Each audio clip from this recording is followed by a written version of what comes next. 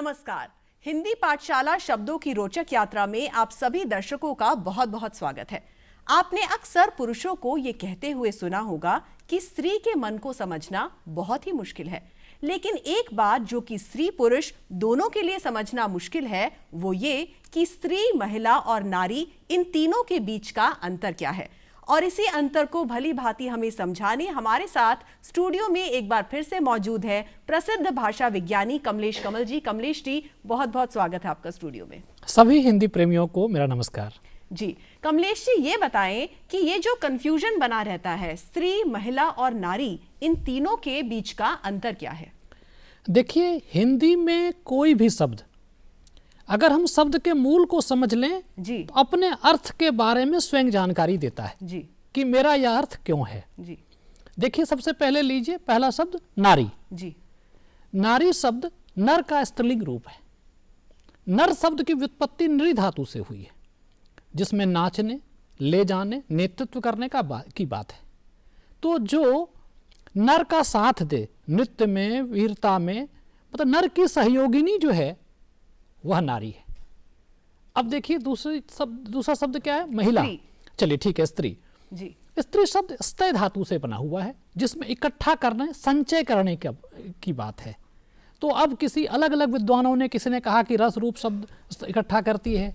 इसमें एक तरह से संचय का भाव है, घर जोड़ने का, घर बनाने सजाने का भाव है।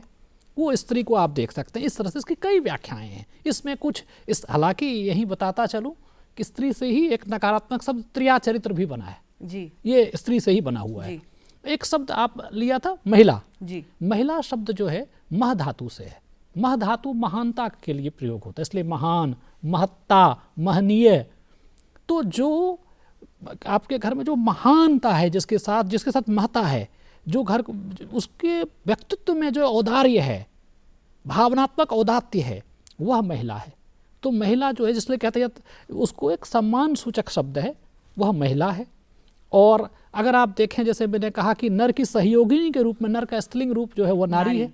ये शब्द है। जी। इससे जुड़े हुए कई शब्द हैं। जैसे आप उदाहरण के लिए दीजिए कि एक शब्द है, मैं आपको कहूँ कि जैसे इसके लिए हम लोग यूज करते हैं, उर्मिला है, जी, कामिनी है, भार्या है, जाया है।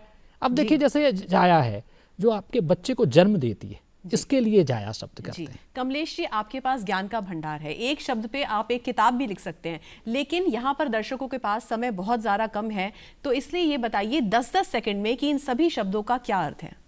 चलिए ठीक है, घड़ी देखिएगा जी। सबसे पहले आते हैं भार्या। जी। भार्या शब्द में भ्री धातु है, भरण पोषण। जी। जो आपके घर का भरण पोषण करती है वो भार्या है। जी। उर्मिला। उर्मी मतलब लहर, वेव। जी। जिसको देख के मन में लहर उठे, उत्पन्न हो, जी। जिसको देख के मन में खूब उमंग उठे, वो उर्मिला। नेक्स्ट, कामिनी। जी।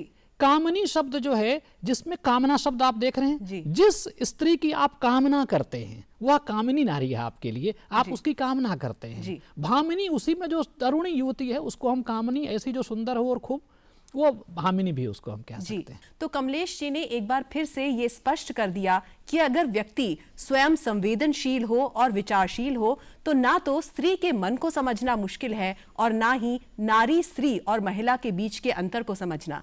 इसी के साथ इस सेगमेंट में बस इतना ही। आप देखते रहिए डीडी मॉर्निंग शो।